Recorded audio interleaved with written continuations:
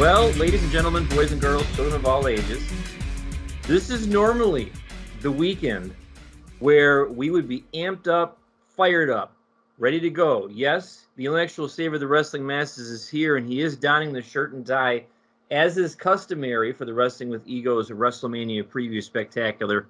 But something wicked this way comes. Something most foul is hanging in the air, and that something most foul is the stench. Guys, I'm sorry. I had steak and eggs for breakfast this morning. My bad. That's not the stench I'm talking about. My bad. It's the stench of WWE once again thinking that, gosh darn it, we're the only game in town. Bullcrap. And it doesn't matter what we do, how we do it. You all are just going to roll on out there and watch our product. Never mind the fact that there's a whole bunch of other stuff going on and a whole bunch of other options out there should our product stink to high heaven. And maybe that's that foul odor that's hanging in the air. But be that as it may, we're going to break it all down. Welcome to Wrestling with Egos. This is, as aforementioned, the WrestleMania Preview Spectacular. I am joined by the Big Don of Wrestling with Egos. Isaac, how are you, sir? I'm doing well. Ready to go. This is going to be interesting. Yeah, it will be interesting. And I'm joined by the Reverend of the Rant, the pastor of Pissed Off, Patrick. Looking extra salty today in your up, down, down t-shirt. More salty than a bag of chips from Chipotle. Here we go, boys and girls. Thank you for joining us, however it is that you join us week to week, whether it's YouTube, Anchor Podcasts, Google, Spotify, Apple, all of the ways you can do it. Please subscribe. Please give us a like. Give us a 5-star review. The drive for 500 continues. Spread the word. We thank you for making us a small part, or maybe even a major part of your WrestleMania weekend shenanigans. And Shenanigans or shenaniganery? Either one. Hey, you keep dropping sizzin on this stinking show. I get to drop shenaniganery. So piss off. That's fine. I love, being hip. All the kids are out there saying sizzin and stuff like that. But gentlemen, I think we should start off with the bombshell that was dropped on Stephen A. Smith's show, Stephen A's World, this afternoon on ESPN. A story that I kind of knew about, but had lost touch with because he wasn't being very out there about his condition. Triple H announced that he is officially retired from in-ring competition due to heart complications. And I did not realize the severity of these heart complications. Right. But we're going to break that down to start off with really quick. Patrick, I'll begin with you. Your first reactions when you heard about it, and anything you want to say specifically about Triple H's immutable legacy in this sport that we love. I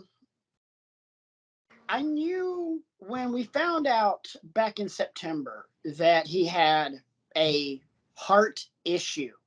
That's all we knew at the time. A cardiac issue. I pretty much was like, okay, yeah, that's a wrap. Paul Levesque is done in the ring. I did not realize until, holy crap, St. Peter's just beat Purdue. Yep. I just saw that too. That's kind of why I raised my eyebrows. I watched, I record our show on my iPhone, and I just literally got the ESPN banner. Son of a gun. Anyway, moving right along. Still alive with my bracket. Let's go St. Peter's. Just kidding. I didn't have them winning jack. Oh, it's not talk brackets. I'm done. March Madness in full effect. I don't think is there a 1 seed standing? Yes. Kansas. Yeah. Kansas is alive. Okay. Because quick segue, my 2 brackets in my school pool, I have Kansas winning one of them, and I have Duke winning the other one. I got a really good shot at being in the money based on Gonzaga falling last night. So I don't have. But we digress. Prayer in hell, moving right along. I didn't, not knowing what all had happened until today, when we find out that Triple H almost died. Like, Yeah. like he went into full blown medical detail, and I had Nurse Rant Mode on translate for me into layman's terms. 2 words: holy shit. Um, like it was, you know, we were almost down 2 members of the clique going into WrestleMania, and that to me made it even more like jarring because wow, you were this close to, you know, this close to being gone, which makes what's happening with NXT that much more freaking depressing. um, but that's a different story for a different time. But as far as his legacy is concerned, I think you have to look at his legacy from 2 different points of view. Number one, as an in-ring performer, love him or hate him, hate him because you think that he used his relationship with the boss's daughter to elevate himself, which he may or may not have done. I don't know. And honestly, I don't care either. Um, inside the ring, he's one of those pillars of the later years of the Attitude Era. Austin and Rock, yeah, but Triple H, damn sure. And for the longest time, he was the best heel in the entire business. So you have that to look at. You have DX to look at. You have 14-time world champion, I think, to look at. Regardless, one of the best heels in the history of wrestling. I think if I'm not mistaken, didn't we have him in toward the end of the bracket of our greatest heels of all time? Didn't it come down to him and Edge? Yes, as I recall, Doc and somebody. It was the two. I don't have the notes in front of me, but Doc and somebody had Triple H, and maybe you and Isaac had, or maybe you and I had Edge. Yeah. And then we had to go to a tiebreaker. Right. And I think we had Edge. Yes. But regardless, one of the greatest heels of all time. And then you have his behind the scenes legacy to look at. And even though his legacy has been a smoldering wreckage in the ocean for the better part of the last 6 months, Triple H created NXT. Let's be honest, without, I hate the fact that I go back to this week after week after week, but the grand timeline of wrestling, NXT, the creation of NXT being one of those pivotal moments, because without NXT, we don't get Reigns, Rollins, the artist formerly known as Dean Ambrose. We don't get Bobby Roode. We don't get That's not what I'm doing. Balor. Balor, yeah. Yeah. Actually, all 3 of them did that, didn't they? Bayley did it, Finn Balor did it, and Bobby Roode. Yeah, we don't get Nakamura. We don't get Aleister Black. We don't get Ciampa Gargano. We don't, I mean, Kevin Owens and Sami Zayn. Exactly. And look at how many of those guys are either kicking ass in WWE right now or kicking ass in AEW. So especially like the early years of NXT, that was equally as important to wrestling as the Attitude Era. And Triple H, I remember reading somewhere, I can't remember who it was. It might have been an old writer. It might have been Freddie Prinze Jr., for all I know. That the initial concept of it was called Project H. Right. Because this was simply Triple H's pipe dream, which proves, even though he's in a family and in a business of sports entertainment, Paul Levesque still was always a pro wrestler, which hell yeah. But Isaac, down in there. I think a lot of things about Triple H. I think that, I think of him as an in-ring performer. That's great. I think of him behind the scenes when it comes to NXT. And at the same time, even though he's linked to Stephanie, he's also linked to China. And most of the stuff that's happened with him, with the in-ring performance, he did a lot of things for himself. He did a lot of things for other people. He also buried some people at the same time. I'm not saying that it's good, bad, or indifferent. We all don't know everything behind the scenes. But I'll be wrong to sit here and not bring her name up because she got buried and she got punked out because of the situation that Triple H and Stephanie had, and then they left her out in the cold. I'm not saying it's right. I'm not saying it's wrong, but it is what it is. His legacy as being one of the greatest heels is already been noted and stamped on. And him being able to work with anyone that he wanted to work with and make them a better performer. And even with those he didn't want to work with. At certain times I kept saying that he was holding some people back. I could be wrong, but we could say the same thing for a lot of people. One person we could say that for was Austin. But Triple H. To be completely honest, I gotta stop you on that one, because the simple fact of Triple H held people down. Name one major star in wrestling history that didn't hold someone down. Hogan did it. Flair did it. Savage did it. Hogan continued to do it. Rock did it. Austin did it. Triple H did it. Cody did it. I mean, Triple H is not exclusive to that. But, and I've seen it a lot on Twitter, he's getting vilified for it. Everybody else did it too. And it's just the simple fact that he's on the tip of everybody's tongue right now because he's in the news. So everybody brings up the golden shovel crap and all that other stuff. It's not lost to me that we call this show Wrestling with Egos.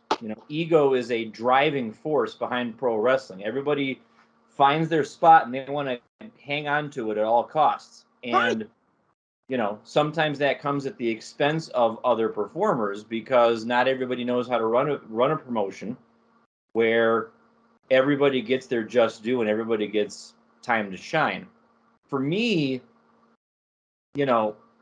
after reading the story today, it dawns on me. I called Undertaker the measuring stick and the conscience a couple weeks ago when we talked about him possibly being the only person to go into the Hall of Fame this year, which won't be the case, but that's fine. Triple H is another one of those people that's kind of always been there as I've fallen back in love with pro wrestling. He's the guy that was always, was always getting the pins on my people. Whether it was The Rock or whether it was Edge or whether it was Jericho or whether it was whoever, it seemed like Triple H was always there as gatekeeper, or another kind of a measuring stick. But also, just his mind for the business. The legacy of NXT that Patrick spent a couple minutes earlier running down is, you can't argue with that. You can't argue about the way that him and the people that he picked to help run NXT, the way that they were positioned for success down the road. So, the bottom line is I want him to be healthy. I want him to be around for his family. I want him to be able to continue contributing behind the scenes in whatever way it's possible. And I wonder if some of this wasn't stress related. If maybe he was just driving himself to exhaustion, trying to run NXT, and then maybe, reactionary to watching his people, his leave people like Adam Cole and stuff like that. I wonder how much of this can be contributed to that, but I guess we'll never know. Bottom line, let's go ahead and call it what it is. Vince, Bruce, and Nick Khan tried to kill him. To try and put a more cheeky spin on it, they tried to kill him. It's confirmed. Triple H is now to be All Elite. You heard it here, right? You heard it here first on Wrestling with Egos. Yeah, that will never happen. That's about as likely as us having a Gonzaga versus Auburn national championship game this year. Exactly. One other thing I wanted to point out in terms of people we almost lost. We talked last week about Big E's neck injury. Did you guys see his Twitter update from when he went into detail about what his doctor said about his fracture of C1? He barely missed stroke, paralysis, death. It just underscores this dance that is professional wrestling and how you've got to be on your game. I keep thinking about Jericho's first book that he wrote, how he talked about, I think it was by the time he got to like 2002 or 2003, before he went to Vince and said, look, I need some time off because I'm not working safe right now. His mom his mom was either sick or she had already passed away by this point. I think she was already gone. And so he said, I went to Vince and I just sat down and I said, look, here's what I'm going through. I need some time. I've never asked for time before, and it's instructive because everybody has to be tuned in. Everybody has to be 100% in lockstep about what they're doing, and because accidents happen and sometimes they're severe and sometimes but for the grace of God, Big E is still with us, and he is. Yeah, and we hope he makes a full recovery. Let's be a little selfish. We definitely wouldn't mind him returning to the ring. We now have 2/3 of the New Day back on TV, apparently because King Woods made his royal return to the ring tonight. Yay. But let's go ahead and kind of get off the injury and people almost dying thing and talk about some stuff that might get the blood pumping a little bit more. Before we get into WrestleMania, there's been this thing going around social media over the last couple of weeks that has really caught my attention. And it's, post your one controversial wrestling take that is going to piss somebody off. And I posed this question to the guys earlier tonight in our pre-show walkthrough. And I think it's about that time to start kind of talking about some controversial wrestling takes. And you know what? Maybe these takes will get you guys fired up, and maybe you'll want to engage with us and call us idiots and, have a heated debate, if you will. And that's where you can reach us. You can tweet the show at Wrestling X Egos. I'm at Rant Mode On. Brian's at B Kriego15. Isaac's at Ivy4th. Hit us up because this is gonna be fun. So, gentlemen, I asked the question: who wants to go first? Ooh, B wants to go first. Alrighty, this ought to be good. Controversial wrestling number 1. Hey guys, I think Cody Rhodes is going to be the first superstar ever to work for both WWE and AEW at the same time, because he's a visionary, and I think he can do it, and I think he can do great things for both companies, man. Who's with me? Look at everybody lining up right behind me. Are you serious in that? Sure. Ladies You and said gentlemen, controversial. we're gonna You have to want do a drug test after this is over because apparently somebody is smoking some stuff or doing something else that we don't know about right now. I don't know what you're talking Just about. putting it out there because I mean, You asked for for a real. controversial take. Hey, Isaac, not without going into details, we do know that there are reasons for lack of sleep going on in the Kriego household right now. So, so instead of a drug test, this might just be the fact that Brian just simply needs a nap. And maybe when Brian's tired, Brian just kind of just starts talking, doing his best Patrick impression and talking out of his ass. I don't know. When I'm tired, I'm cranky. So, hey, who knows? True, or he's just crazy. No, well, I remember. I remember. I remember when I lost my mind. Yes. Yeah. So are you gonna just sit there and denigrate me, or are you gonna react to my take? Oh, I'm totally going to react to your take. If that actually happened, holy crap, that'd be groundbreaking. My God in heaven. I think it's far fetched, but my God, if that happened, wrestling social media, wrestling Twitter would melt. And it would be the most glorious thing ever because guess what? Everybody'd be pissed off on both sides. I got to be honest. Before we get into Isaac's take, several weeks ago when we talked about Cody leaving AEW, I had a lot of harsh things to say. Not you. And really kind of seeing how things have played out, I honestly, last night at work, contemplated taking the entire episode down because I don't agree with anything that I said now. I'm officially retracting everything that I said that night. Keep it up. It's interesting. Yeah. So yeah. So anyway, Isaac, you got one, or should I go ahead and because I've got several. You go, and then I'm thinking of something in the back of my mind. But please go ahead. Well, I'll go ahead and just kind of do an easier one to begin with, and if I need to do more, I'll do more. 90% of the entrance themes from AEW that are not already pre-made music, like Cult of Personality and Tarzan Boy and stuff like that. 90% of AEW's theme music sucks ass. It is a 6-pack of hot ass. I've never paid attention to them that much. I think I'll have to. I'm not done with Dynamite this week yet. It's bad. They really is. Same.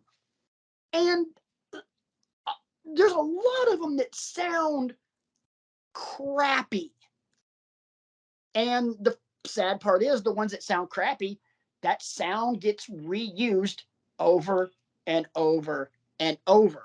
Don't get me wrong. There are some that are really, really badass. Thunder Rosa's theme is really good. Trying to think, there was a couple other ones that I thought were like, okay, those are really, really awesome. But most Adam of them, Cole. huh? Adam Cole. Oh my God, Adam Cole's is amazing. It might be one of the best themes out there now. But like I started getting this take after Keith Lee debuted because as much as I love Keith Lee, his entrance theme is ass. His entrance theme is god awful. And I'm like, wait a minute, you had two during your WWE run. The second one, wasn't bad, but the first one was freaking nasty. Second one was horrible. Let's just be honest. It was bad. It was better. It's better than the one he's got now. Yeah. I'm going to have to, like I said, I'm not done with Dynamite yet from this week. I've still got a couple more matches to watch. I'll have to go back to the beginning and actually key in on the entrance music. Like the Young Bucks is okay. Apparently Hangman's is actually somebody actually did Hangman's. That's not like necessarily an AEW exclusive thing. So Hangman don't even count anymore. But yeah, Anyway, Isaac, anything? I don't have anything right now. All right, well, I'll go ahead and throw one more out there. Subtract the top 1%, and AEW's women's division is god-awful. That's still not controversial, I don't think. I mean, that's because we've been talking about that for a while. This is... That's facts. What they need to do there is they need to take the reins off of Serena Deeb and just let her... God, yes. Because it seems like every 2 or 3 weeks she gets on TV. Yeah. And I can't imagine she's okay with that. Right. But I still think that women's division is kind of stuck in neutral. Right. I got one more. I got one more, and here we go. And I promise I'm not an AEW hater, but I've just, ever since you guys did the episode where it's like, we're going to say nice things about WWE, I've kind of looked at the opposite, like, okay, let's look at the things in AEW that really suck. And so here's the other one. There is no one on AEW's creative team that knows how to tell a story. Period. Plain and simple. Their storytelling is below shit grade. I mean, they have fumbled every good story that they've had. They've fumbled it in some way, shape, or form. Exhibit A, Hangman. How do you... Now, don't get me wrong. It is really hard to keep momentum with a babyface champion after you have that kind of a build. Look at Daniel Bryan, Bryan Danielson, whatever, from WrestleMania 30. It is really freaking hard. But you completely... Now, let me ask you a question about that. All right. When you say storytelling, are you talking about just on Dynamite? I'm talking about AEW. Okay. AEW across the board. I would argue that a lot of the stories get spun forward on being the elite. Oh, God, don't get me started on BTE. And I'm not saying that everything they're doing, but that's where a lot of the Hangman stuff, that's where a lot of that story is being told. It doesn't happen on Dynamite. And honestly, no, it's not being told on BTE. Being the elite is a little sideshow sketch comedy thing that doesn't make any freaking sense anymore. BTE, here's my biggest one. Ever since Brody Lee died, BTE sucks balls. It is stupid. It is dumber than the dumbest episode of Beavis and Butthead. It's not funny. At least Beavis and Butthead, at its absolute worst, still could make you chuckle. Maybe not Brian, because Brian's smarter than that. But BTE is not entertaining at all. Well, that's where I'll have to disagree with you on that, because...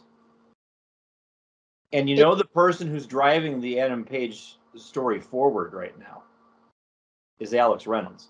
Right. And guess what? Alex Reynolds is the one who is taking it the worst that Hangman has no time for the Dark Order anymore. Okay, well, here's the thing. Play that out on TV, not on a stupid YouTube show. I mean... Understood.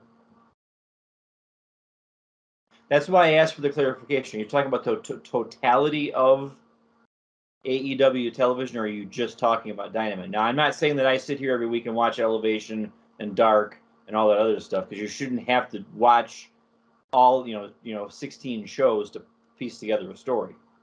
But I agree. Isaac, got anything, or should we move on? Okay, my take right now is the young Olympic champion Gabe Stevenson, who just won the Olympic gold medal and signed with WWE. It just won his second NCAA heavyweight championship. Phenomenal athlete. Yeah. Who is going to be coming probably sooner rather than later. And I don't know I don't know if he's ready to come and take the belt off Roman. Or if they even have that in the back of their minds. Oh God, they better not. But my take is they're going to push him too hard, too fast, and it's not going to work. And I think with someone like that and that type of premier talent and athlete, that we hope that he has a career such as a Kurt Angle and can do some of the things he can do. But I got a feeling instead of letting him sit and marinate to get to that level that he needs to be at, they're going to push him out way too soon. And I'm sorry? I'll go ahead and finish. And I really think that I'm really hoping and praying that this is something they do not do. I don't think they will, because I think they see what kind of a talent what kind of an athlete he is. And truth be told, this is a guy who has, the amateur wrestling pedigree of a Kurt Angle. The only difference between Kurt Angle and Gable Steveson is that Gable Steveson in college loves professional wrestling. Kurt Angle did not give two shits about it. They're not going to rush this one. And if they do, there is a reason they will. And I have two words for you: Braun Breaker.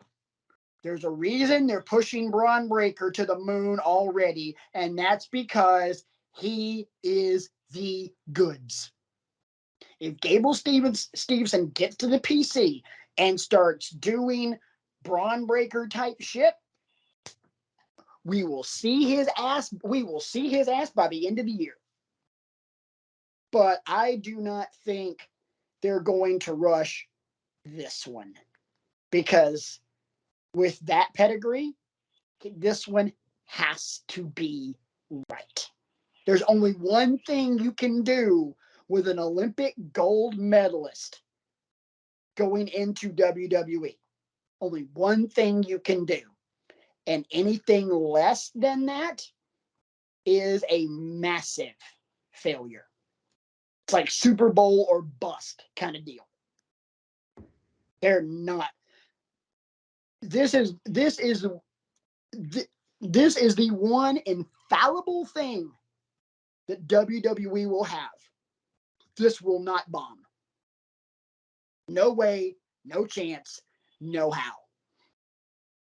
This will not bomb. Anybody else got anything, or is it time to get on to the weekend of weekends? Time to get down to the weekend of weekends. And what an indictment it is, ladies and gentlemen, that we are 30 some odd minutes into the WrestleMania preview episode of Wrestling with Egos, and we're just now starting to talk about WrestleMania. Yeah, and here's why. Show of hands, gentlemen. On a scale of 1 to 10, if your excitement for WrestleMania is above a 6, raise your hand. For those of you that are just listening and not watching us on the YouTubes, Brian has 6.5 fingers up.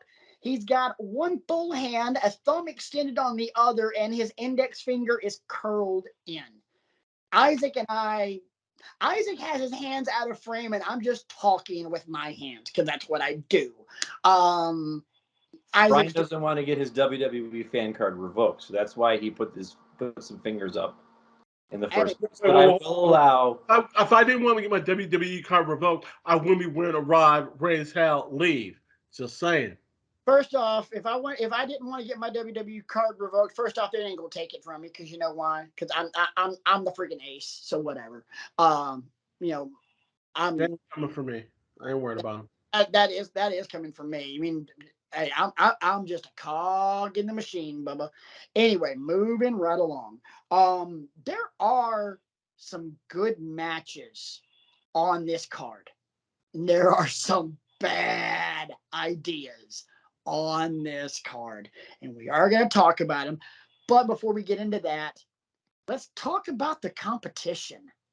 Because as everybody else does, hey, if WrestleMania is going to be in town, we're going to go to that town and we're going to put on a show too. Ring of Honor does it. I'm surprised AEW isn't somewhere in Dallas to do Rampage.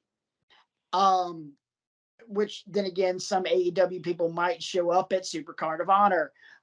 New Japan is doing a card, and there are a couple of matches on these particular cards that very much have my interest, and I don't know if you guys are aware of them. And I definitely want to talk about them.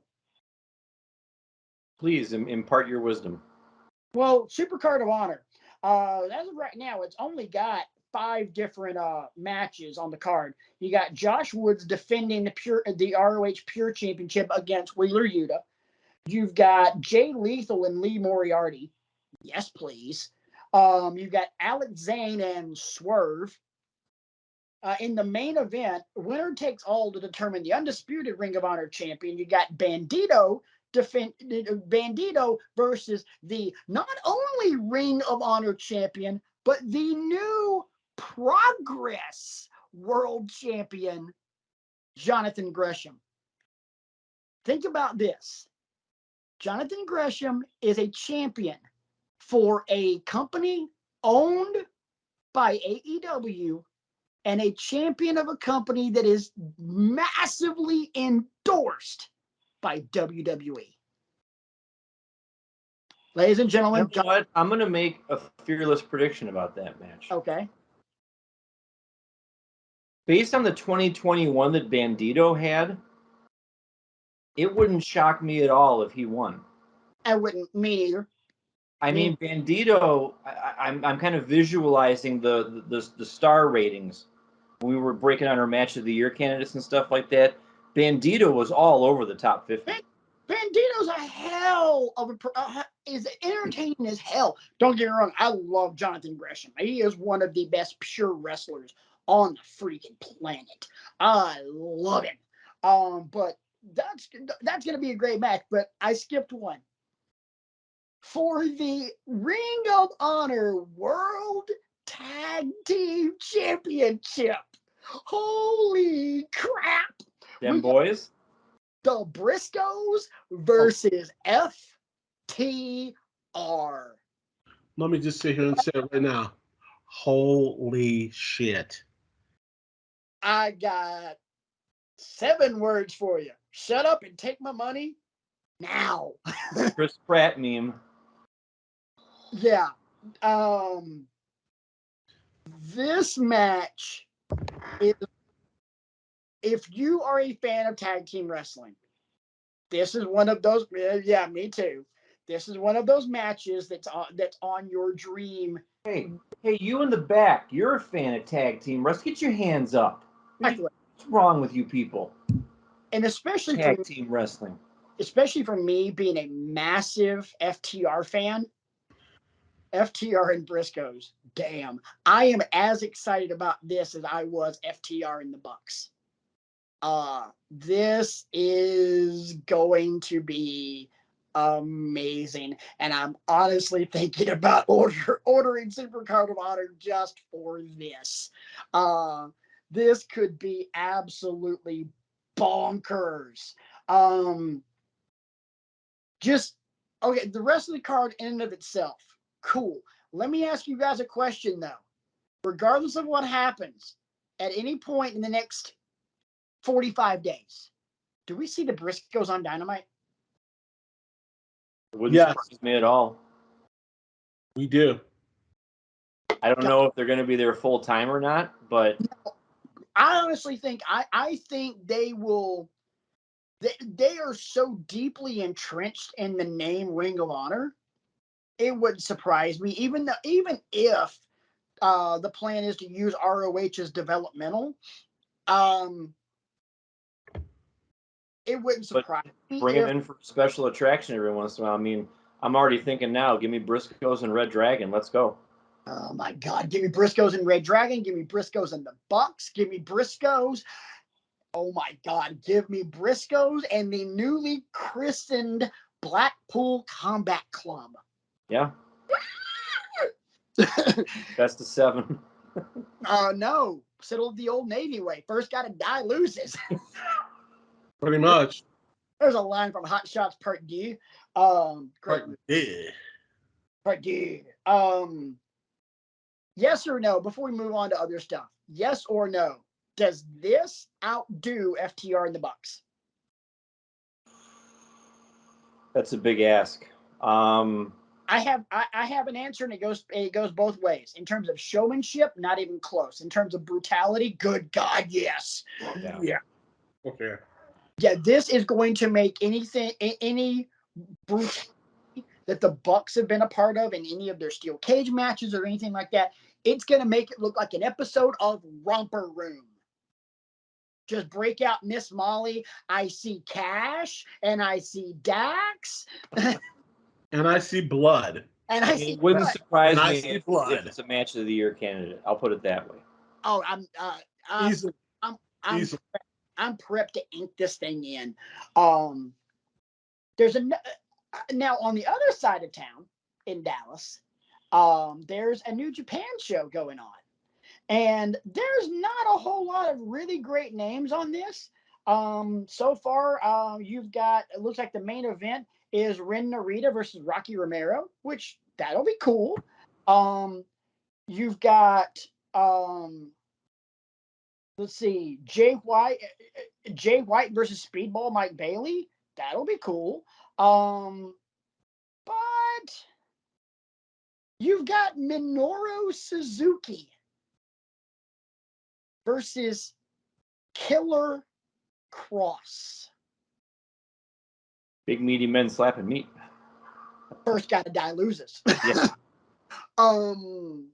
I heard about that. That was like announced like 2 weeks ago or some of that, and it slipped my mind to even bring it up. But I was waiting for tonight to be able to talk about that. Oh my God. And here's the sad thing. I'm looking on New Japan's website right now. They're only giving this a 20-minute time limit. They're dummies if they're giving it only a 20-minute time limit. Give this damn thing 45 minutes and just be like, you know what, Falls Count Anywhere. Falls Count Anywhere in the Central Time Zone. Oh my God. So needless to say, there are a lot of promotions that are bringing their freaking A game going into WrestleMania weekend. You know, you've got New Japan, you've got Ring of Honor, probably a little bit of AEW mixed in there, you know. And then you got World Wrestling Retread Entertainment. Yeah. Isaac, wasn't there something you were going to ask me? Yeah, I was going to ask you, when are we going to talk about Stand and Deliver?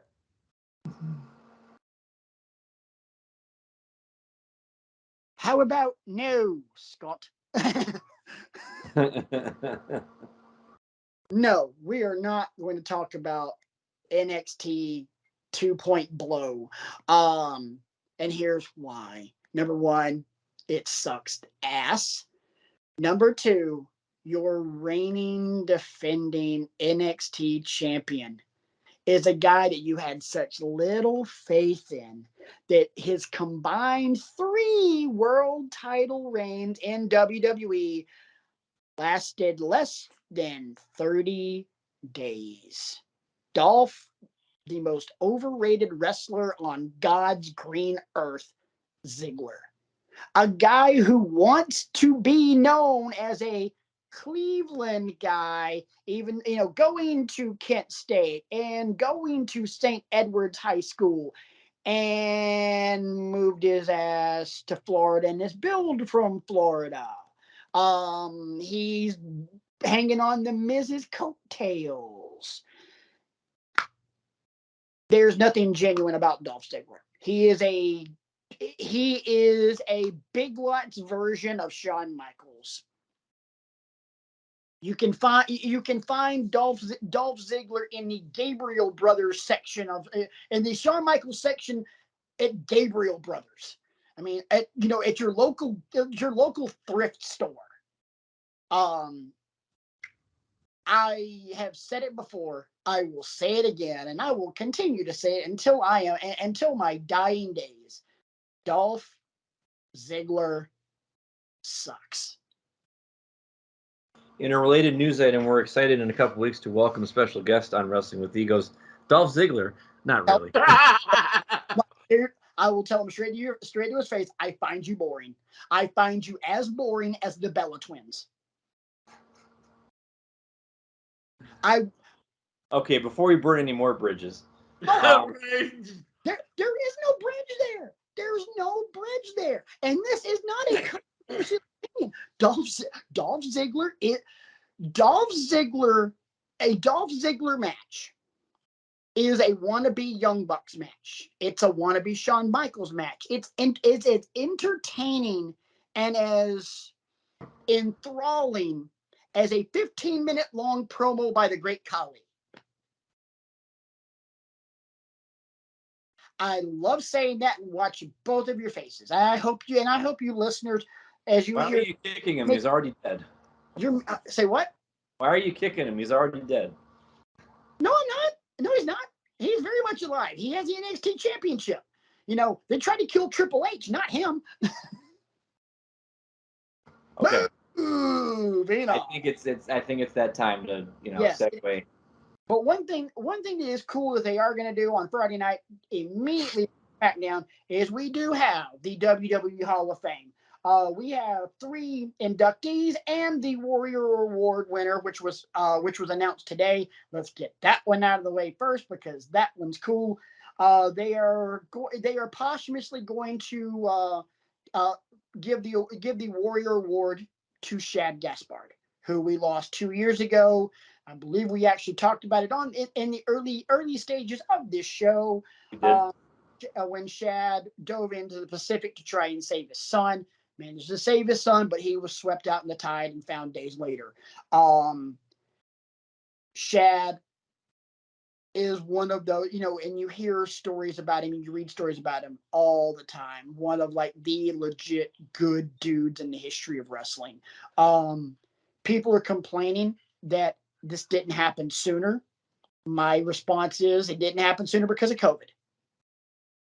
I honestly think it would have happened last year had we not had a watered down Hall of Fame with no audience because of COVID. They were waiting to do this because we have a crowd, much like they were waiting to do the headliner this year because there was no crowd last year. But we'll get to that. I do have one question. Are you guys okay with Sharmell going in the Hall of Fame? Fine, I'm gonna let you take this first. I got some things to say. Good. I don't.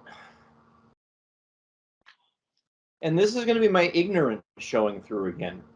I don't know enough about her, and I hope this doesn't come across as tone deaf, and if it does, I apologize.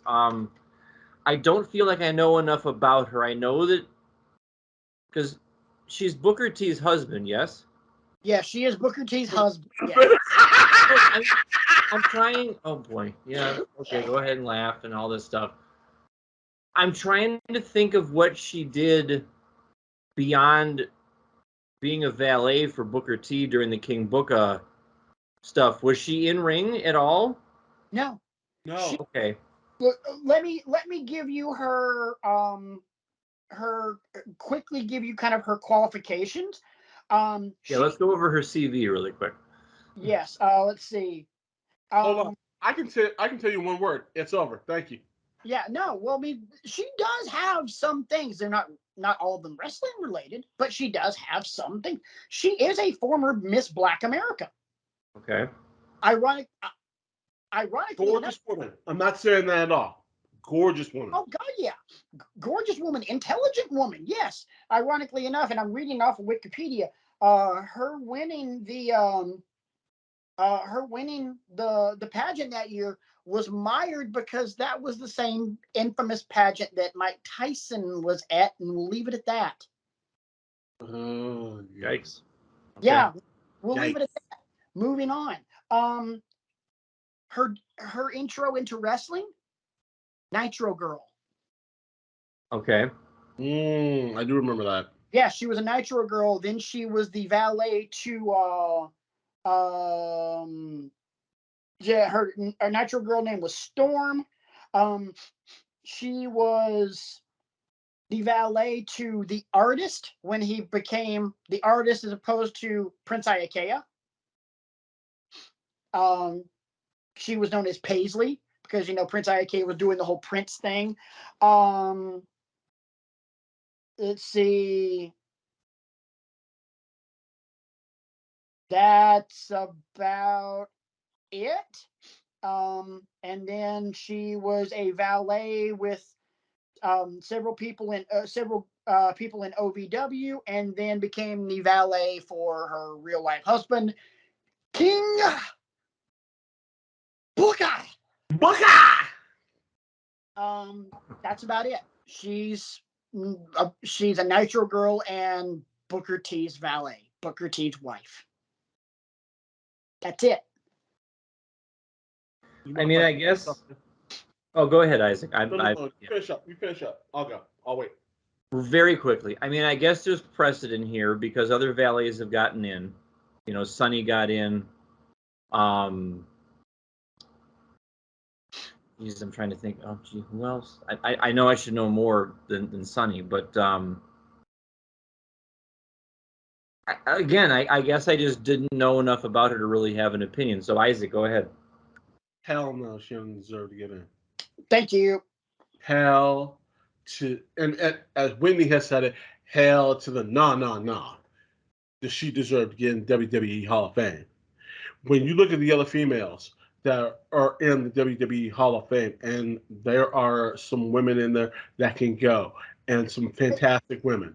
Forget the fact of whether or not they can go or not. There's also other valets that are in the WWE Hall of Fame that did more. Sherry Martel. I mean, and you mentioned one of them, Sunny. I mean, Sunny had zero in-ring work. Zero. But her contributions clearly outweighed those of Queen Charmel. She does. I mean, I'm sorry. She doesn't deserve to be in on any way, shape, or form. If you want to sit here and argue with me on this, please send me a message.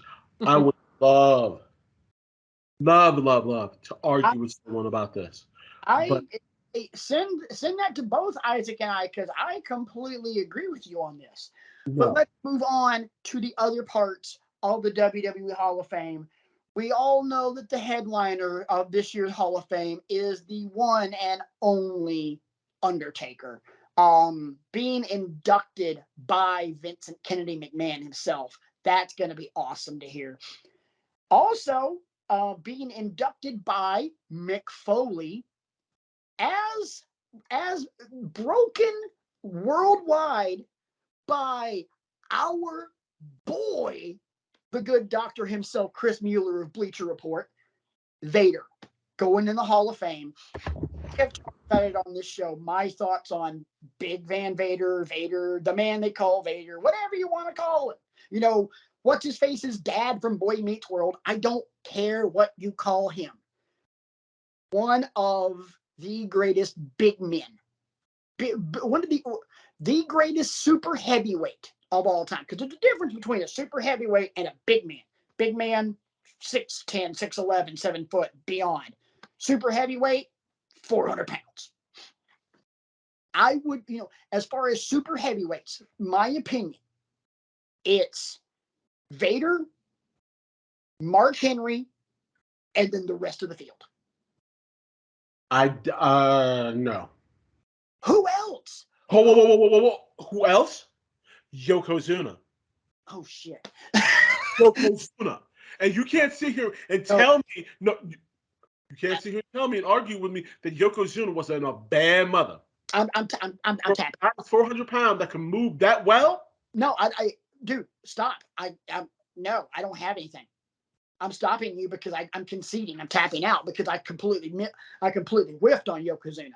Okay, I mean those three are like the pinnacle super heavyweights. I'd still take Vader over Yoko. Yeah, I'll still take Tugboat overall. The man that can jump off of the third rope. Isaac, stop. Isaac. I need to pause. I need you to pause for a second. Did you hear what this mofo in the tie just said? No, I missed that. Go ahead. Repeat. I'll still take Tugboat.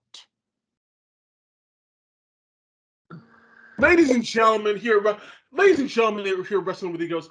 Isaac, get him. get your boy. Get your boy. Just get your boy. Ladies and gentlemen, I hate to say this was supposed to be about the Hall of Fame and wrestling with egos and the preview for what's going to happen next week. But somehow someone is on some drugs tonight, ladies and gentlemen. I don't want to put them out there. I'm just saying because it's definitely not me because I'm trying to bring it, and Patrick knows I'm bringing it tonight. I am. That's just what it is. Patrick is bringing his. Somebody, y'all can eventually figure this out. Somebody is on something, and as somebody just wanted to bring the levity. And the quote that I want to say is the very, very famous quote from Coming to America. If you want to keep working here, stay off the drugs. That's what I got to say, ladies and gentlemen. Great line, great movie. Anyway, 3-time WCW World Heavyweight Champion, 1-time U.S. champ, Battle Bowl winner. No, yes, he was. No damn Battle Bowl. Wikipedia lying. He didn't win Battle Bowl? Yes, he did. When? The same supercard that we watched was 93? That's what he won, I believe. No. Battle Bowl 1 was Sting. Battle Bowl 2 was Muda. Vader did not win no damn Battle Bowl. We will, ladies and gentlemen, we're going to have to do our wrestling, and we're going to have to do some history lesson on that, if that is true or if it is not true. But in my mind, I'm apparently I might be wrong, but we are going to do our history and we'll get back to you. 93, the year after Muda. Okay. On me. But again, ladies and gentlemen, when we talk about Van Vader and who he was and what he brought to the table, it is unquestioned that he is in the top, either in your top 3 when it comes to super heavyweights and what they did in this industry. Patrick has something to say, ladies and gentlemen, please. Finish, and then I'm gonna derail us for about 30 seconds. Just finish.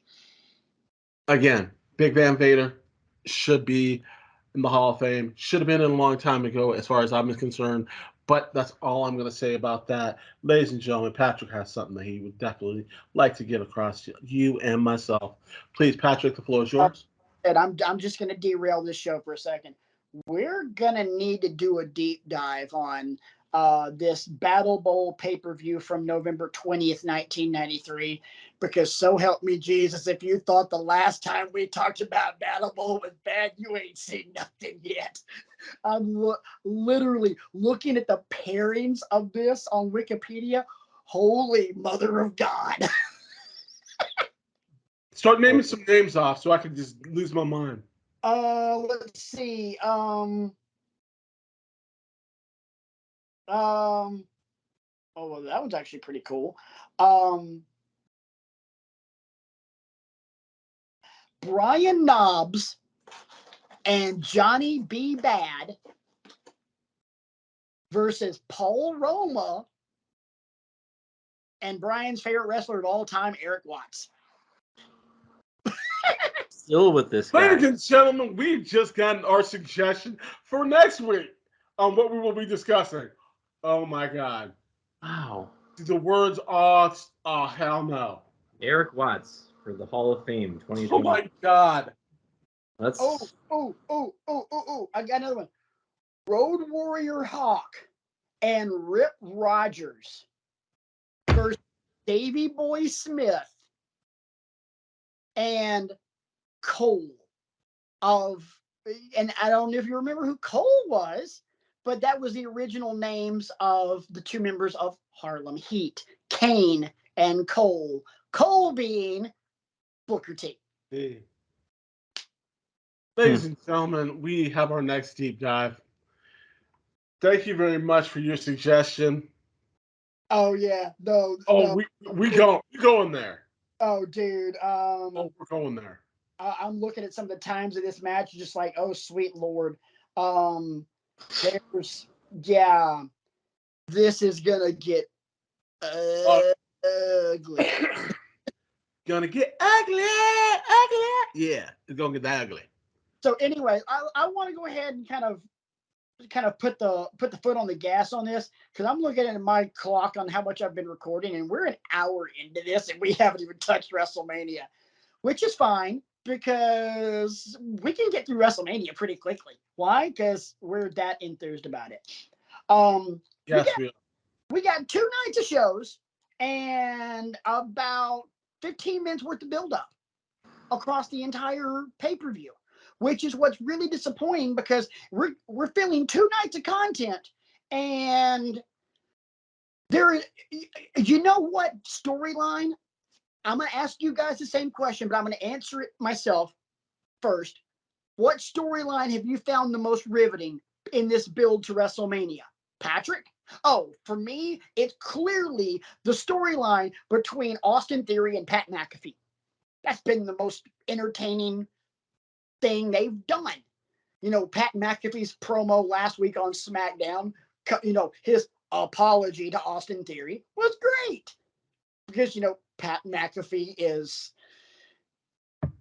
as far as talkers are concerned, Pat McAfee is who I aspire to be on a daily basis. But yeah, it sucked. B, you look like you are about to gnaw your hand off. Go.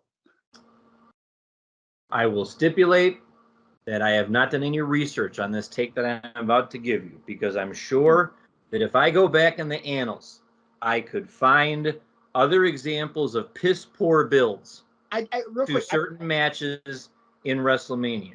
Real quick, I take that back. The one I saw one that I found a little bit more riveting than Theory and McAfee.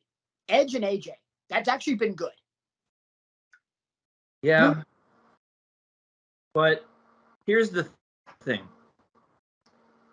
WrestleMania should not be the night where you give us rehash or this could happen or this could not happen, or, you know,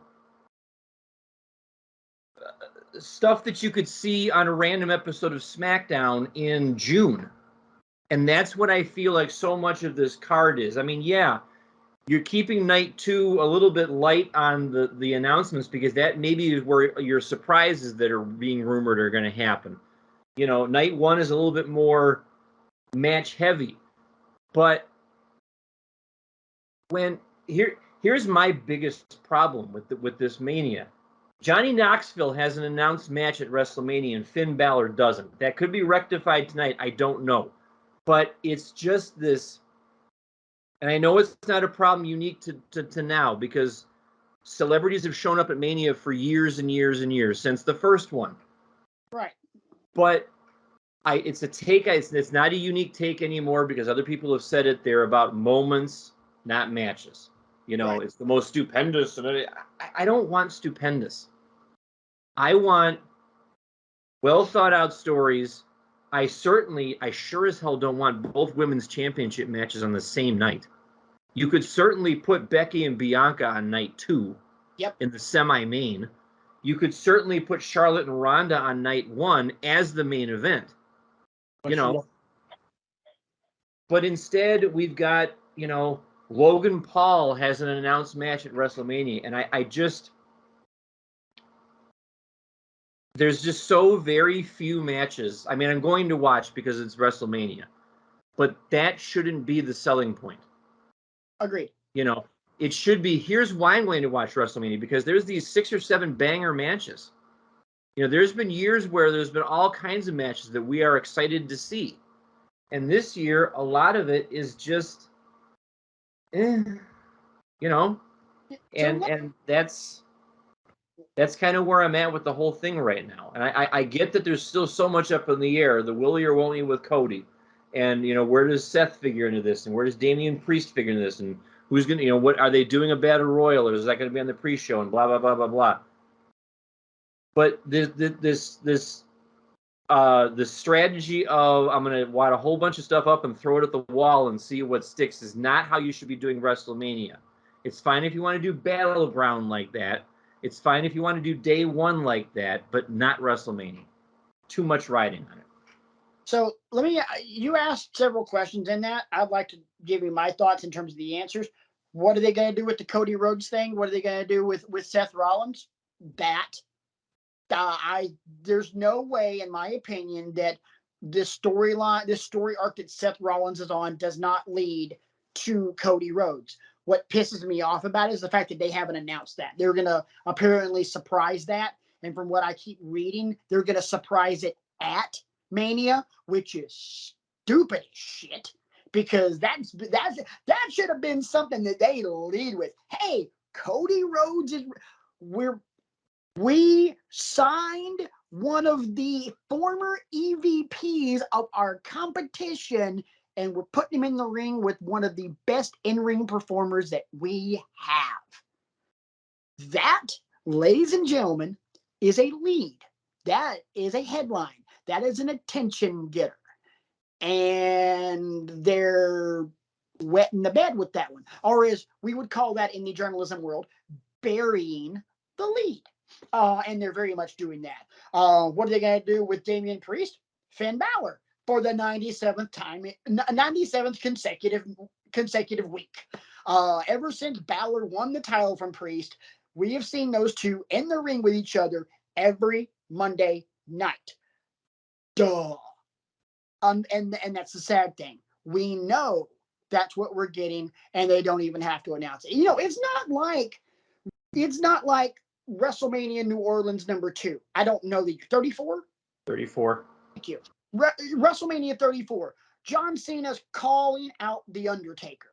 John Cena does not have a path to WrestleMania, so he's going to call out the Undertaker. Undertaker doesn't answer.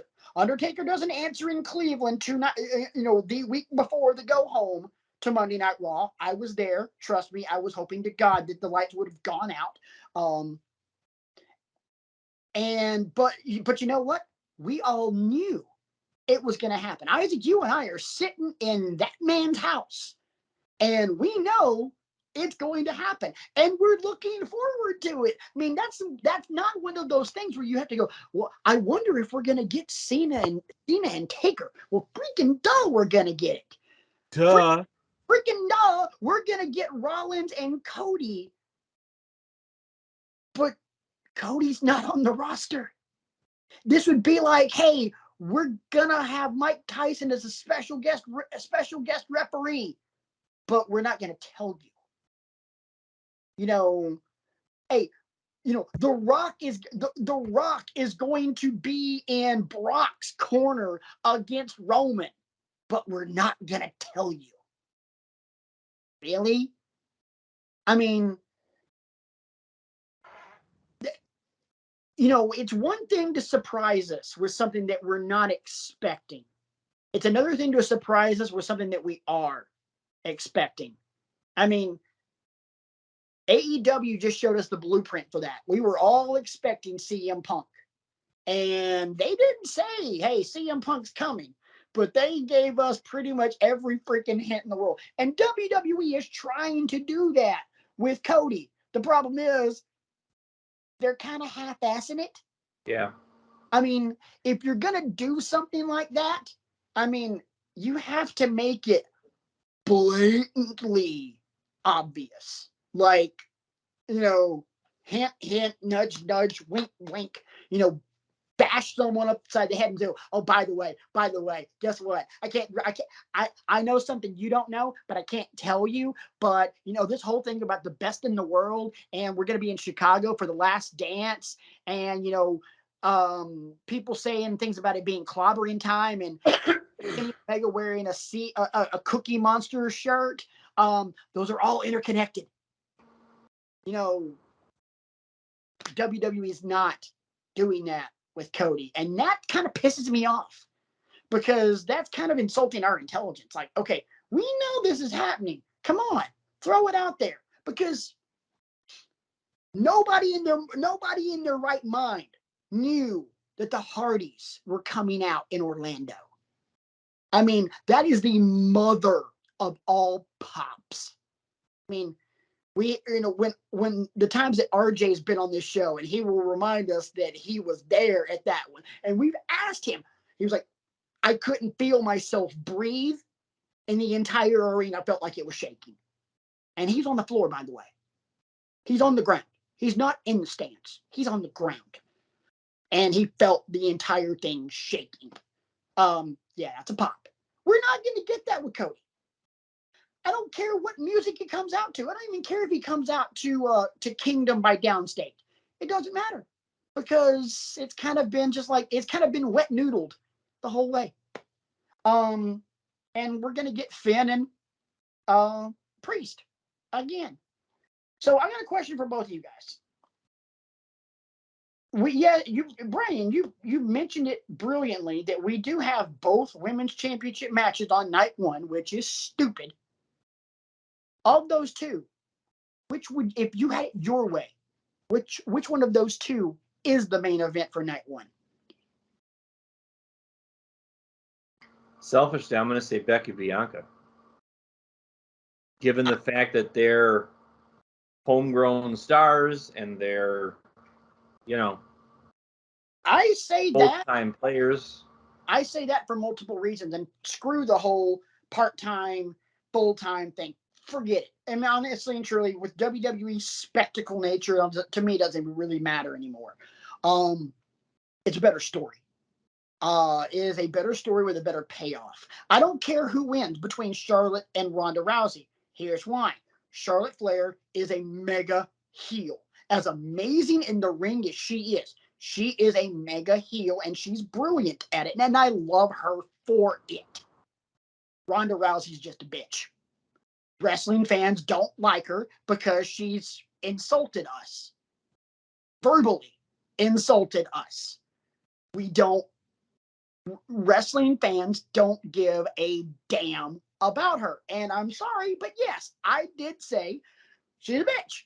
Wrestling fans think she's a bitch, and we don't care. I would not be surprised if, to begin the match, Charlotte gets cheered. She will flip that real effing quick, because that's who she is. She's brilliant at it.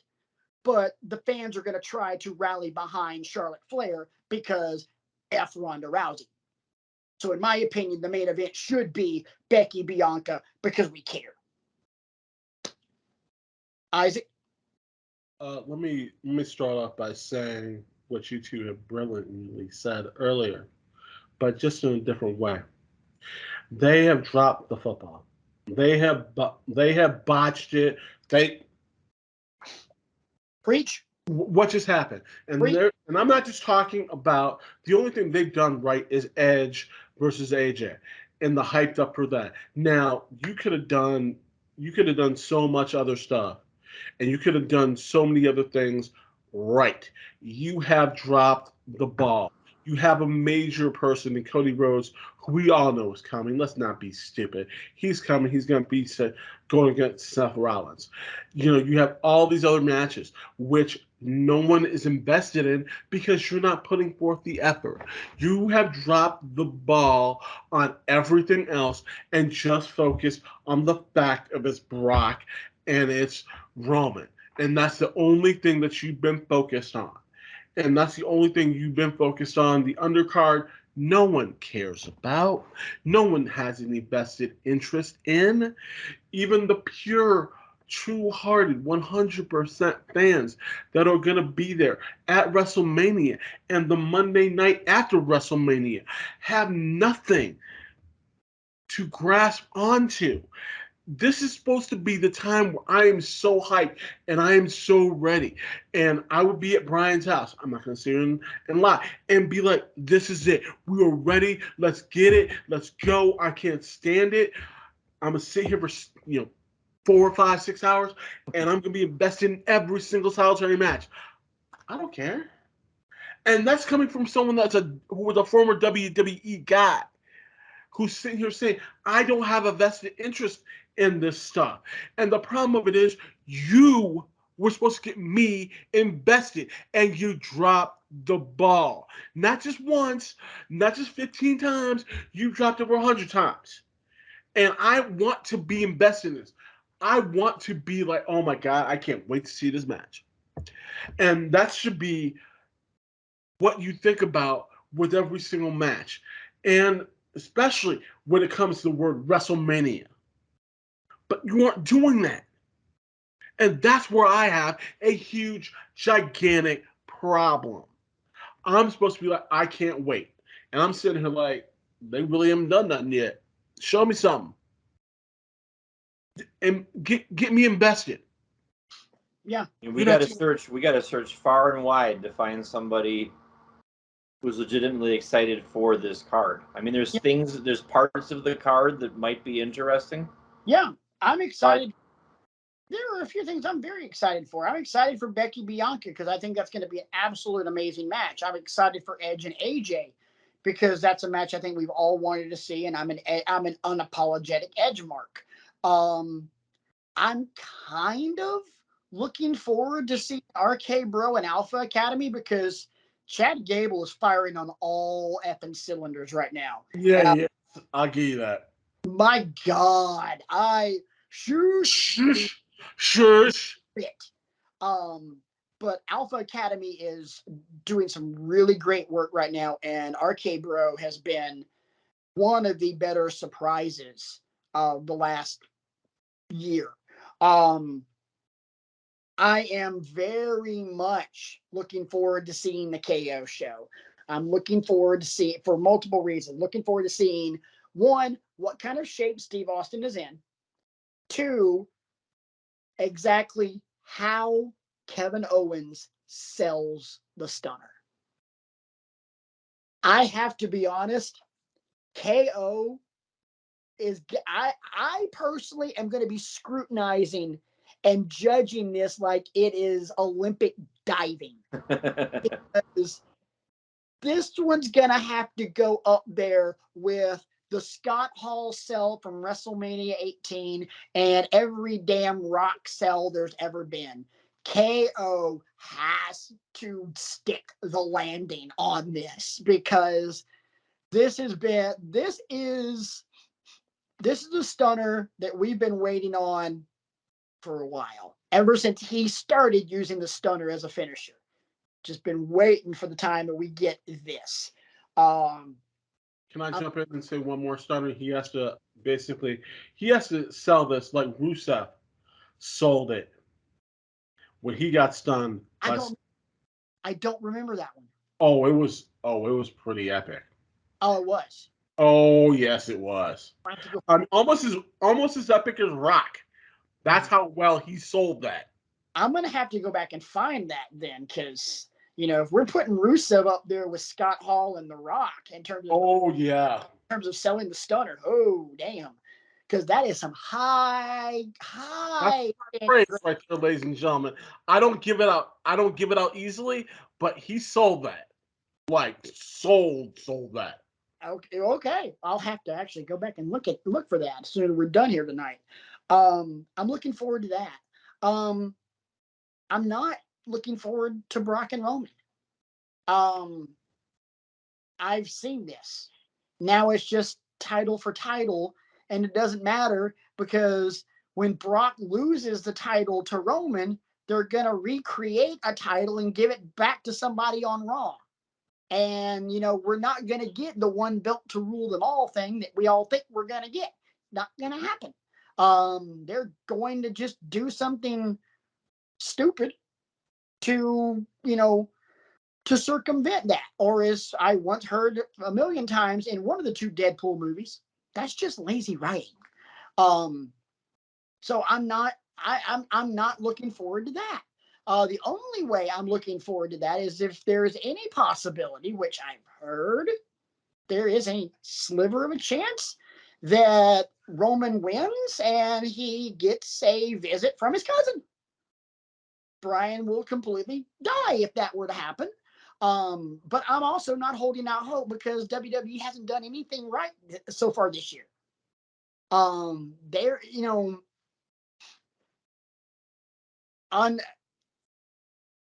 we have so much as wrestling fans to look forward to and be hopeful for. And nothing's panning out. Not WWE, not AEW. I mean, we were hoping and praying, oh my God, Hangman's going to beat Kenny. This is going to be great. And that was. But after Hangman won the title, womp, womp, womp. I mean, yeah, we got a great match between him and Adam Cole. We got a great match between him and Archer.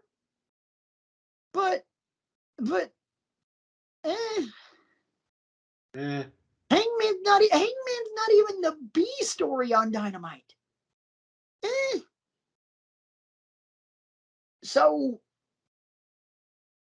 I'm not looking forward to the Usos and versus Nakamura and Boogs. But the Usos are just freaking money, and I find Nakamura and Boogs to be entertaining. I find Nakamura to be an absolute badass, but this ain't doing them any favors. I personally say get rid of the guitar player and turn Shinsuke into a killer again. But that's just me. There's so many things, especially with WrestleMania this year, that you could file under, what could be, what could have been. And I think right now WWE is realizing that they got rid of too many people, and 2, got rid of too many of the wrong people. Yeah. If there was a match from either night that you would look at and say, wow, this match exceeded my expectations, what would it be? I got it. I got this one right now, and it's Austin Theory and Pat McAfee. I got a feeling that match is going to turn some heads. And I can't believe I'm going to say this, but it would not surprise me. I hope I'm wrong because I don't like the guy, but it would not surprise me one bit if that Mysterios versus Miz and what's his face, Logan Paul. It would not surprise me if Logan Paul does not, acquit himself. Kind of just jump in real quick. Whether it be a celebrity, Bad Bunny set the bar way too high for everyone else coming after him. I'm not saying that, he's going to come out and be Bad Bunny, but I'm saying more along the lines of, it wouldn't surprise me if Logan Paul came out and looked more like Stephen Amell. Or Lawrence Taylor. What'd you say, B? Lawrence Taylor. Yeah. I personally thought Stephen Amell was higher up there. Yeah. Logan Paul, even though his brother gets more of the press when it comes to boxing, Logan Paul hung with Mayweather. I mean, granted, we're talking an old ass Mayweather, but Logan Paul still hung with Mayweather. It wouldn't surprise me. I hope I'm wrong because I personally think he's never mind, expletive deleted. But it wouldn't surprise me. But I fully expect Austin Theory and Pat McAfee to be the surprise of the night, surprise of the entire weekend.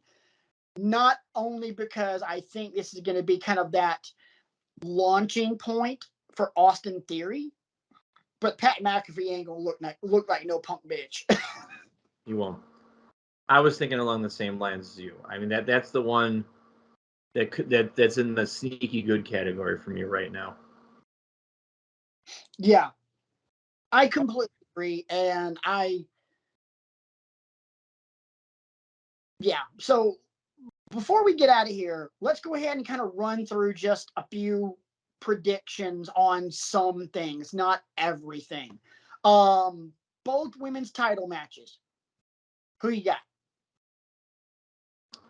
I'm going to say Bianca beats Becky. Agreed. I agree with that. And I'm also going to say Charlotte retains. I know like everything is pointing to Ronda beating her, but there's just no spark with Ronda Rousey anymore. I think for the reasons that you said, that you know, the wrestling fans in general just turned off by her attitude towards us. You know, so it wouldn't surprise me at all if Charlotte retained. Even though there's no spark, they're still going to force that one down our throats. They're going to test that one, and I don't mean they're going to like test the waters. I mean like Andrew Martin. They're going to force Ronda Rousey down our throats just like they did Test. Ronda's taking that belt. I agree. The next day they're going to be on the Today Show, and they're going to be sitting here, and you're going to have Ronda Rousey with that title around her on her shoulder, and they're going to say Ronda Rousey, the former MMA champion, has that belt. Blah blah blah blah blah. That's headlines, press. That's what Ronda Rousey is. Moving on. Over under 4 number of stunners that KO takes. I'll take this under, one, but not by much. I think he takes 3. B's going under. Isaac, he's going over. He's going to be 5, 6. Please. This is the first time you've seen Steve Austin in 19 years of WrestleMania, and he's only going to give you 3, 4 stunners? Get the hell out of my face. I have a better question. Yes or no, does KO accidentally take a kick to the nuts? Yes, he does, because Austin's going to be off. He's not. Hey, sometimes you know when you're in the groove. Austin hasn't been in the groove in a while. I love Austin. You guys know I love Austin, but he's gonna be a little off. Oh yeah, I think KO's gonna be feeling it with an ice pack for the next week and a half. That's all I'm saying. KO's taking a shot to the pills. I'm throwing that one. Oh yeah, throwing that one down. Let's see.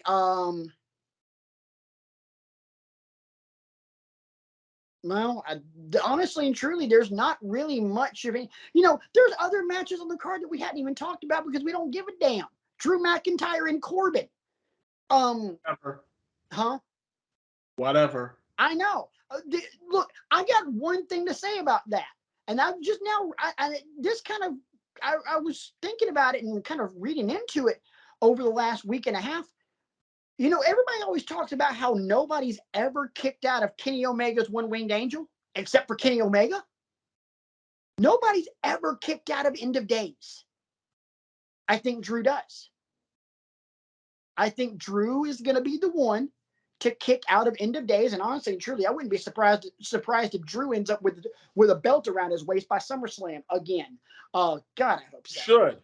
I love Drew. Anyway, moving. Really yeah. Brock and Roman. Before that, Edge, AJ. Edge. AJ. By a hair. I was gonna say when they first announced it, I thought, yeah, AJ will go over. But with Edge and the new heel turn and the new entrance and everything, I don't think they're gonna pour water on that. I think we're gonna get it. I think we're gonna get a very nefarious Edge win, like very underhanded, low down, dirty shit. He'll come out and brag about it for a couple of weeks. Ding, and then you know what that means? Edge AJ Part D. Yes, please. Let's go ahead and just wrap it up. Brock and Roman. Better question: do you care? No, I mean I'm ready. I'm personally ready for the end game with Roman. I get God mode and I get We the Ones and all that stuff. I mean, but I'm ready to see who they've got in mind to take him out. And that's the problem. They don't have anybody. They're having to do Brock because they can't build anybody to, you know, to even be the positive to Roman's negative. You know, the Neo to Agent Smith. They can't do anything. It's not the fact that they can't. They won't do anything. They're just gonna take the easy way out and say, "Oh, well, we'll just throw in Brock, and maybe after Brock loses, we'll get Dwayne to come in and job to Roman." I mean, at this point, the way they're building Roman, at this point, the only way you can feasibly take the title off of Roman Reigns is to go back 20 years and get Steve Austin, or go back 30 years and get Hogan, or somehow find a way to get Kenny Omega. Let me say this. This is the time where you need to take the belt off of Roman. You do. And I know everyone's going to argue with me. Come at me. I'm waiting. But you're not going to drop the belt. They were saying they were going to drop the belt at day one, and then he got COVID. This is the only time that you can drop the belt, because this is Roman Reigns. He's white hot fire, all that stuff. This is the time you drop the belt to him. But they don't have anyone that they have built up to even get close to him. And if you do build them up, you fire them. That's what you do. And that's hot garbage, because you need to have him in a feud with somebody. But they don't have anybody, because all the people that they could have had him. No, they've got two people that Roman has been in the ring with in the last since we have gotten crowds back. Roman Reigns has been in the ring with two people that they clearly had something to build with and continue to pile on and get that particular man elevated to the point that he needed to be at to take the title off of Roman. Those two men in reverse order: Seth Rollins, Finn Balor. We could be dealing with the after effects of day one right now, with the fact that the match with Seth ended in a DQ. Seth was in Roman's head rent free, yada yada yada. We could still be building off of that. My God in heaven, I could have written so much damn good TV for that angle. It's ridiculous. And Balor, oh my God, you literally take the end of Extreme Rules, as much as we didn't like it, and you can build off of that. Why? You take the demon, and you, believe it or not, you go even darker. And you find a way and trust me, Finn Balor is creative enough to pull it off. And you go deeper and deeper down the rabbit hole. And now you create a legitimate threat for Roman. You injure the Usos. You put Roman on an island all to himself with this dark, psychotic demon that is now looking for Roman's head. Oh my God. But guess what? We didn't do either one of those. And here we have Brock. And look, you could take if you build somebody the right way, you can take anybody that actually can work in the ring and cut a decent promo. I could honestly give you a 6-month idea just off the top of my head between the end of WrestleMania to SummerSlam. And you know who I could, and you know who, and it literally just popped in my head. You know who I could have challenging Roman for the title at SummerSlam and going over and be built up high enough? Ricochet. I could do King Woods too. Literally. Okay. I'm literally just firing these off my head, but they're not thinking things through.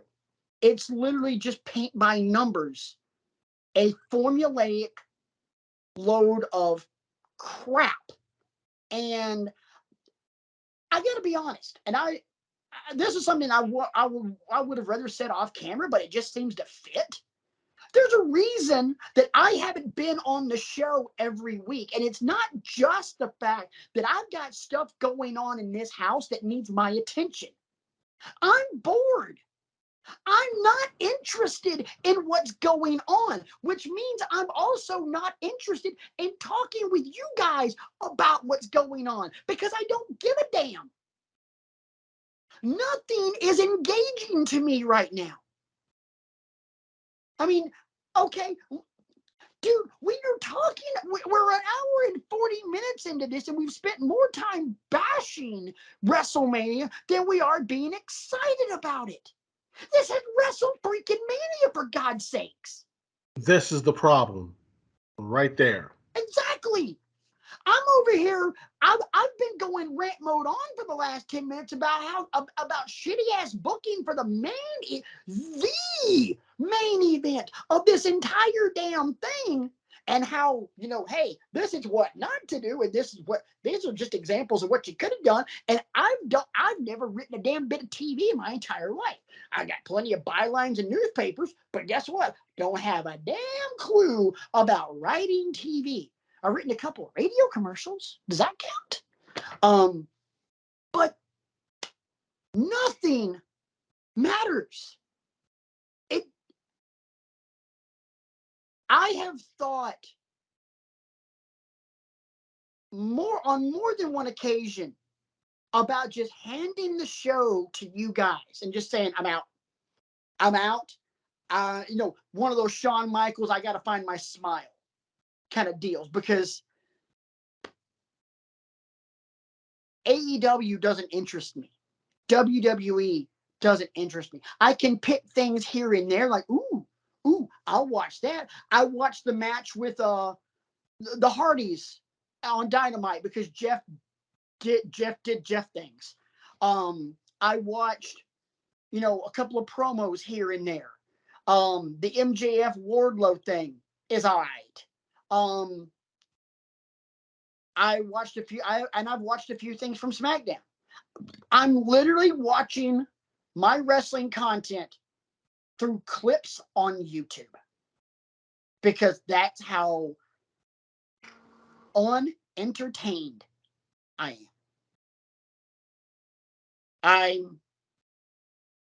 I'm not quitting the show, and I'm not leaving the show, because I enjoy doing this, because I get to do this with two of my best friends. And to me, this is more of the camaraderie than it is the content. Part of the reason that, Brian mentioned the fact that I'm salty. I'm salty because we're not doing the show. We're not doing a show next week, because what's the point of doing a show while everything else is going on? Because we can do a preview show, and it'll be coming out on Monday morning. What's the point?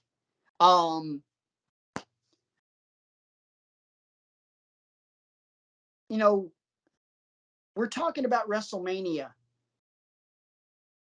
and we're not excited. We're talking about WrestleMania as if it's the pile of Brussels sprouts on our plate that we don't want to eat, but we know we have to eat because that's the only way we get dessert. Good point. But here's my question. What's dessert? In this particular... Apparently it's the Briscoes versus FTR.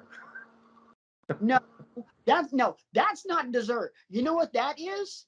That is Mom cooking the Brussels sprouts and saying, and saying eat the sprouts or you don't get dinner.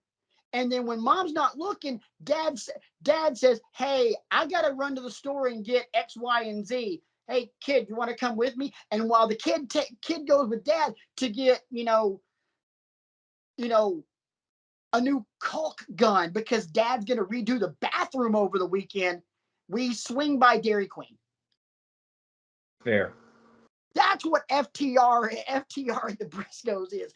That's what Suzuki and Killer Cross is. That's dad going, hey, come on. No. Well, folks, we sincerely hope that WrestleMania does exceed our expectations because let's be honest, we've set a pretty low bar for ourselves.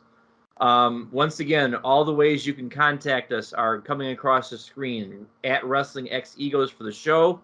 Leave us a good comment on YouTube, on Anchor, Spotify, Google, Apple Podcasts, Intergalactic Radio, all of those ways that you consume our content. We say thank you for that. Thank you. Yes, 5-star review.